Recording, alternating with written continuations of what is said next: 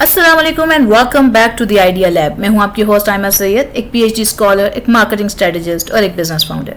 अब तक आपके लिए इस चैनल पर ऐसी बिजनेस वीडियोस बनाई हैं जिनमें आप देख सकते हैं कि किस तरीके से बिजनेस किया जाता है, चीज़ें कहां से ली जाती हैं, क्लाइंट्स को कैसे पहुंचाई जाती हैं और आप महीने में अच्छा मुनाफा कैसे बना सकते हैं। ये सब बिजनेस वीडियोज़ जिनके ऊपर हमने मुख्तलिफ आइडियाज़ कवर किए हैं उनको एक प्ले लिस्ट में शामिल करके चैनल पर आपके लिए फ्री ऑफ कॉस्ट अवेलेबल किया गया है ताकि आप अपना हलाल कारोबार शुरू कर सकें। इस चैनल पर हम ये भी देखते हैं कि जो कंपनीज पाकिस्तान में मौजूद हैं या जो इंटरनेशनली मौजूद हैं वो क्या प्रोडक्ट या सर्विस बेचती हैं जिसकी वजह से वो मिलियन बिलियन ट्रिलियन रुपीस कमा रही हैं। और हम ये भी देखते हैं कि जो कंपनीज पाकिस्तान स्टॉक एक्सचेंज पर मौजूद हैं उनके स्टॉक्स खरीदकर, उनके शेयर्स खरीदकर, यानी उनके छोटे छोटे हिस्से खरीदकर आप पैसिव अर्निंग कैसे कर सकते हैं। हमने इसके ऊपर बहुत सारी डिटेल में स्टॉक्स क्या होते हैं, किस तरीके से खरीदे बेचे जाते हैं और इसमें शरिया कंप्लाइंट क्या होता है, क्यों शरिया कंप्लाइंट खरीदने चाहिए, इनके ऊपर हमने बहुत सारी वीडियोस आपके लिए बनाई। अब मैंने एक पर्टिकुलर प्लेलिस्ट भी बहुत सारे बिगिनर्स के लिए बना दी है जिसमें हमने खुद जो पाकिस्तान स्टॉक एक्सचेंज ने डॉक्यूमेंट डिस्कस किया था कि स्टॉक्स क्या हैं, उसके हवाले से जो इनिशियल क्वेश्चन है उनकी एक प्लेलिस्ट बना दी थी ताकि आप स्टॉक्स को जो समझना चाह रहे हैं उसके बेसिक्स आपको वहाँ से मिल जाएं। उसके अलावा भी प्लेलिस्ट के अंदर आपके लिए स्टेप बाय स्टेप बहुत सारी वीडियोस मौजूद हैं जिनके थ्रू आप चीज़ें सीख सकते हैं। आपके कोई सवालात हों तो आप कमेंट डाउन कर सकते हैं ताकि हम उसके हिसाब से आपको गाइडेंस दे सकें। हम किसी किस्म की फाइनेंशियल एडवाइजमेंट प्रोवाइड नहीं करते हैं, लेकिन जो कुछ खुद सीखा है वो आप तक कन्वे कर देते हैं। अच्छा, अब हम आजकल बात कर रहे हैं KMI30 इंडेक्स की। तो कल मैंने आपको बताया था कि KMI30 इंडेक्स क्या होता है और ये किस तरीके से वर्क करता है, और वो वीडियो भी मैंने इंट्रोडक्शन टू स्टॉक्स वाली जो प्लेलिस्ट है उसमें शामिल कर दिया ताकि आपको इजीली मिल जाए। अगर हम आज बात करें कि जब आपने KMI30 index Pakistan stock exchange पर उसको चेक करना है, उसको खोलेंगे तो उसमें आपको बहुत सारे टैब्स नज़र आएंगे जैसे symbol, name, change, percentage change, index weightage. ये क्या हैं, ये कैसे वर्क करते हैं, इनका क्या मतलब है, ये आपको क्या इन्फॉर्मेशन दे रहे होते हैं। बहुत सारे लोगों को ये चीज़ें ऑलरेडी आइडिया होती हैं, लेकिन जो कह लें कि बिगिनर्स होते हैं या जो उसमें उस इंडेक्स के थ्रू अपनी इन्वेस्टमेंट पोर्टफोलियो को मैनेज करना चाह रहे होते हैं, जो चाह रहे होते हैं कि वो उसके थ्रू अपना एक डाइवर्सिफाइड पोर्टफोलियो बनाएं, उनके लिए ये टर्मिनोलॉजीज थोड़ी नई भी हो सकती हैं, तो उनको मैं आज एक्सप्लेन करने वाली हूँ। तो सबसे पहली बात यह है कि सिंबल जो आपको मेंशन होता है। अब देखिए, सबसे पहले वहां पे ना एक कॉलम होता है जिसमें लिखा होता है सिंबल। ये शॉर्ट कोड होता है किसी भी कंपनी का। जैसे OGDC जो है वो oil and gas development company के लिए इसको इस्तेमाल किया जा सकता है। यानी OGDC एक पर्टिकुलर कोड है जो सिर्फ एक ही कंपनी के लिए है। उस कंपनी का फुल फॉर्म है oil and gas development company. इसी तरह मीज़ान बैंक के लिए जो सिंबल इस्तेमाल होता है वो है MEBL। जब आपने स्टॉक्स खरीदने भी होते हैं तब आप OGDC लिखते हैं या MEBL लिखते हैं और वो पर्टिकुलर स्टॉक आ जाता है और आप उसको खरीद या बेच, जो भी आपने उसके साथ करना है उस वक्त वो आप कर पाते हैं। तो ट्रेडिंग और ट्रैकिंग के लिए ये कोड्स इस्तेमाल होते हैं। और अगर हम बात करें नेम की तो फिर ये फुल नेम्स आ जाते हैं। जैसे कुछ लोगों को बाज कंपनीज के सिंबल्स पता होते हैं बट फुल नेम्स नहीं पता होते हैं, या बाज को फुल नेम पता होते हैं, तो वो दोनों मुख्तलिफ ऑप्शन से आप उनको सर्च कर सकते हैं। इस कॉलम के अंदर कंपनी का जो पूरा नाम होता है, जो उसका सिंबल से लिंक होता है, वो मौजूद होता है। जैसे MEBL जो है इसका मतलब होता है मीज़ान बैंक लिमिटेड। इसी तरह HUBC का मतलब है हब पावर कंपनी लिमिटेड। इस तरह से एक फोर्थ कॉलम जो आ जाता है या थर्ड आप कह लें कॉलम जो आ जाता है वो होता है LDCP। LDCP का मतलब है लास्ट डे क्लोजिंग प्राइस। इसका क्या मतलब है? इसका मतलब ये है कि ये वो रेट है, इसमें जो प्राइस लिखी हुई है वो है जो पिछले एक दिन पहले बंद हुई है। ये आज के दिन के लिए एक रेफरेंस पॉइंट होता है कि आपको अंदाजा हो जाता है कि कल जो लास्ट डे गुजरा है उस पर प्राइस कहाँ क्लोज हुई है और आज ये कहाँ वर्क करने वाली है। जैसे अगर हम एक रैंडम मिसाल देख लें कि अगर हम मीज़ान बैंक की बात करें जो जिसका सिंबल MEBL है, अगर वो कल यानी कि क्लोज हुआ था, उसकी ट्रेडिंग क्लोज हुई थी 239 रुपीज़ पे, तो जो आज LDCP दिखाई देगा तो वो 239 होगा। अब इसके कंपैरिजन में जो आज की प्राइस है वो 239 से ऊपर 240 पे भी मूव कर सकती है, 238 पे भी मूव कर सकती है, लेकिन ये आपके लिए एक रेफरेंस पॉइंट हो जाएगा कि आपको अंदाजा हो जाएगा कि कल प्राइस कहाँ मौजूद थी। अब अगर हम ये देखें, इसी तरह करंट का ऑप्शन होता है। अब ये जो करंट का ऑप्शन है ये आपको बताता है कि जो रियल टाइम प्राइस चल रही है इस वक्त, जो इस मोमेंट में प्राइस चल रही होती है, ठीक है। यानी ऑब्वियसली जिस टाइम ड्यूरेशन में स्टॉक एक्सचेंज का ये वो ओपन होता है। तकरीबन 10 बजे 9 बजे वो प्री ओपनिंग होनी शुरू हो जाती है और 10 बजे से लेकर 4:30 बजे तक जो ओपनिंग होती है, बीच में 1 घंटे की ब्रेक होती है। तो उस दौरान में जो trading price continuously real time में मॉनिटरिंग में चेंज हो रही होती है, जो परचेज एंड सेल हो रही होती है, वो सब आपके सामने होता है, वॉल्यूम आपके सामने होता है, ये सारी चीज़ें आप देख रहे होते हैं। तो इसके अंदर आपको वो करंट प्राइस जो है पर्टिकुलरली वो मेंशन हो जाती है। अब करंट प्राइस का जो परसेंटेज है ये क्या है, बेसिकली चेंज कॉलम दिखाता है कि करंट प्राइस और एलडीसीपी में कितना फर्क आया है, क्योंकि यानी कल जो प्राइस आई थी उसमें और इस वक्त जो करंट प्राइस चल रही है उसके अंदर जो एब्सोल्यूट वैल्यू और परसेंटेज दोनों में होता है ना, उसको कंपेयर कर रहा होता है। जैसे अगर प्राइस 239 से 245 गई है तो चेंज +6 यानी 2.5% होगा। सो ये आपको परसेंटेज के अंदर डिफरेंस को मेजर करके बता रहा होता है। इसी तरह जो इंडेक्स वेटेज है IDX WTG परसेंटेज, इसे हम इंडेक्स वेटेज कह सकते हैं। ये बताता है कि एक कंपनी का KMI 30 इंडेक्स में कितना % वेट है।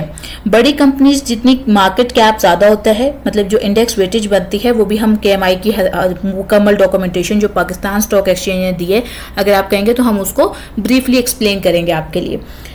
तो अगर आप चाहते हैं कि जो पाकिस्तान स्टॉक एक्सचेंज किन बेसिस पे उनको अरेंज करता है, क्या क्या उनकी पैरामीटर्स देखता है जिनकी बेसिस वो उन कंपनीज को लिस्ट डाउन करता है, तो हम वो देख सकते हैं।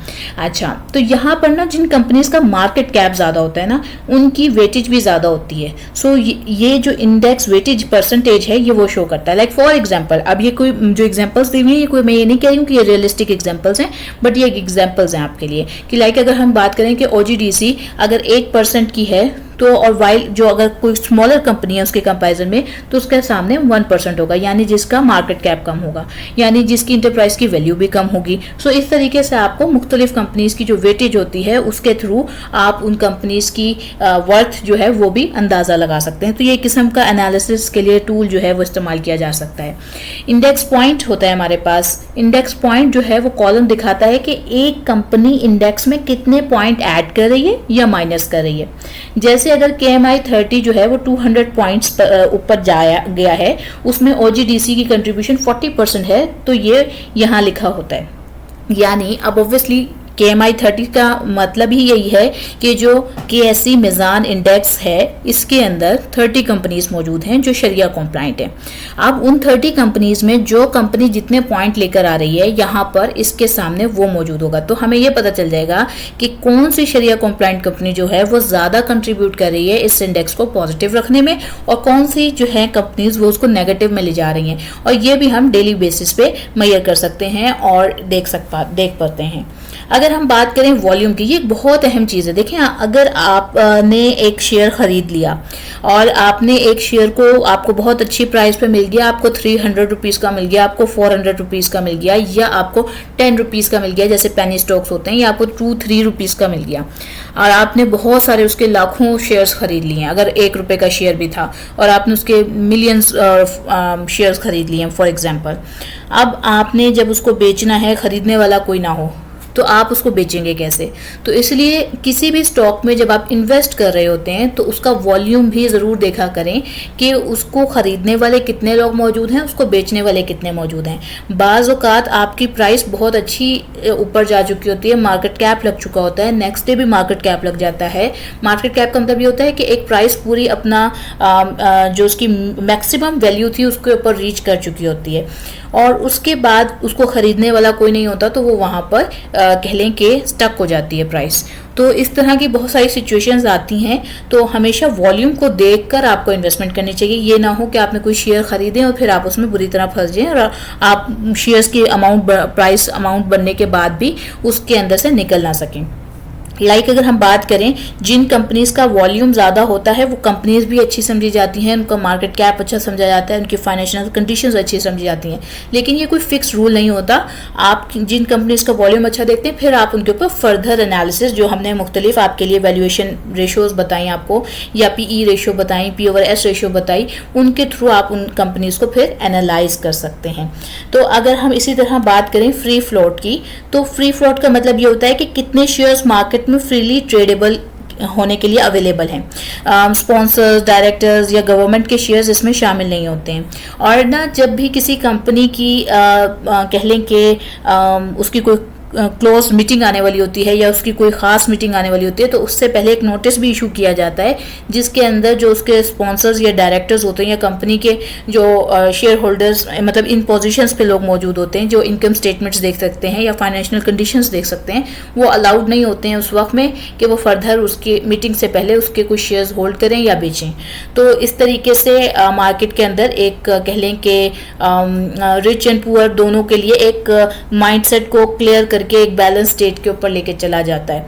सो फ्री फ्लोट जो है वो अमाउंट होती है जो इंडिविजुअल्स के दरमियान ट्रेड हो रही होती है इर्रेस्पेक्टिव ऑफ उस कंपनी के लोगों में से। हम अगर एक एग्जांपल देखें, if a company has 5 million total shares और अगर उसके सिर्फ 200 शेयर्स जो हैं वो पब्लिकली अवेलेबल हैं, इसका मतलब ये है कि हमारे पास 200 मिलियन है, बाकी जो है वो कंपनी या स्पॉन्सर्स या डायरेक्टर्स के पास हैं। तो इस तरीके से कंपनीज के फ्री फ्लोट शेयर्स भी आप देख सकते हैं कि किस कंपनी का कितने शेयर्स मार्केट में अवेलेबल हैं और हम उनको भी उस तरीके से आप रैंक वाइज अपने इन्वेस्टमेंट पोर्टफोलियो के लिए कंसीडर कर सकते हैं। अगर हम बात करें मार्केट कैप की, तो इसके ऊपर मैंने बहुत डिटेल में बात की हुई है पहले, लेकिन यहाँ मैं यही कहूँगी कि मार्केट कैप में मार्केट कैपिटल का जो फुल फॉर्म होता है बेसिकली वो मार्केट कैपिटलाइजेशन होता है, और इसको कैलकुलेट करने के लिए जो करंट शेयर की प्राइस होती है आप उसको टोटल आउटस्टैंडिंग शेयर से मल्टीप्लाई कर देते हैं, और ये कंपनी की साइज का वर्थ का बताती है कि ये कंपनी कितनी बड़ी है। और फिर आप ये भी देख सकते हैं इंटरप्राइज वैल्यू में भी आपको काफ़ी कुछ इन्फॉर्मेशन मिल जाती है इस तरह की। अब अगर हम बात करें कि आज की इस पूरे वीडियो के अंदर हमने किन चीज़ों को समराइज किया है KMI 30 के इंडेक्स को रीड करने के लिए, उसको समझने के लिए, उसके इंटरफेस को समझने के लिए, तो हमने देखा है कि उसके इंटरफेस में सिंबल और नेम मौजूद होते हैं ताकि हम कंपनी की आइडेंटिफिकेशन कर सकें। हम उसकी प्राइसेस को अगर हमने देखना हो तो उसके लिए 3 चीज़ें होती हैं, जैसे कि LDCP जो हमें प्रीवियस डे की प्राइस को बताता है, करंट जो इस वक्त चल रही है, और दोनों के दरमियान जो डिफरेंस है वो हमें चेंज परसेंटेज से मालूम हो जाता है। इंडेक्स वेटेज यानी कि वो कंपनी उस पर्टिकुलर इंडेक्स के अंदर किस जगह स्टैंड कर रही है। अब जब मैं ये कह रही हूँ कि पर्टिकुलर इंडेक्स के अंदर, तो वो ये है कि हमारे पास बहुत सारे इंडेक्स मौजूद हैं। शरिया इंडेक्स पे मौजूद होते हैं, नॉन शरिया इंडेक्स पे मौजूद होते हैं। KMI 30 जिसकी हम बात कर रहे हैं, इसकी फुल फॉर्म होती है बेसिकली KSE मिजान इंडेक्स, जो हमने कल भी डिस्कस किया था, और इसके अंदर टॉप 30 शरिया कॉम्प्लाइंट इंडेक्सेस मौजूद होते हैं। सो इसके अंदर उन पर्टिकुलर स्टॉक्स की, उन पर्टिकुलर कंपनीज के जो कितनी वेटेज है वो आपको इंडेक्स वेटेज से मिल जाती है, और वो पर्टिकुलर कंपनी उस पर्टिकुलर इंडेक्स को ऊपर ले जाने के लिए या नीचे ले जाने के लिए कितने पॉइंट्स ऐड कर रही है या माइनस कर रही है, ये हमें इंडेक्स पॉइंट से मिल जाता है। वॉल्यूम हमें बताता है कि टोटल ट्रेडेबिलिटी कितनी चल रही है इन स्टॉक्स में, और फिर फ्री फ्लोट से हमें पता चलता है कि कितने शेयर्स जो हैं वो अवेलेबल हैं ट्रेड करने के लिए मार्केट में, और मार्केट कैप से हमें कंपनी के साइज का इंफॉर्मेशन मिल जाती है। सो ये और मैं एक चीज़ यहाँ पे और आपको शॉर्ट में बताती जाती हूँ कि जो मार्केट कैप अगर किसी कंपनी का कम है, आप खुद भी इस बात को एनालाइज करेंगे, देखेंगे कि जिन कंपनीज का मार्केट कैप कम होता है उनके अंदर ग्रोथ पोटेंशियल भी कम होता है। बाज़ औक़ात बहुत सारी कंपनीज होती हैं जो एक्सेप्शनल केसेस में भी चली जाती हैं, मगर मेजॉरिटी ऑफ द कंपनीज जिनका मार्केट कैप कम है उनमें इन्वेस्टमेंट करना रिस्की फैक्टर समझा जा सकता है, क्योंकि वो वॉलेटिलिटी की तरफ ज़्यादा चली जाती है। वॉलेटिलिटी का मतलब ये हो जाता है कि उनका स्टॉक किसी भी टाइम अप जा सकता है, किसी भी टाइम डाउन जा सकता है। सो ऐसे स्टॉक्स को वॉलेटाइल स्टॉक्स कहा जाता है। उम्मीद करती हूँ आपको आज की वीडियो अच्छी लगी होगी, आपने वीडियो को लाइक किया होगा, शेयर किया होगा, सब्सक्राइब किया होगा, और आपने जो चीज़ें समझनी होंगी आप वो हमें कमेंट डाउन करेंगे, और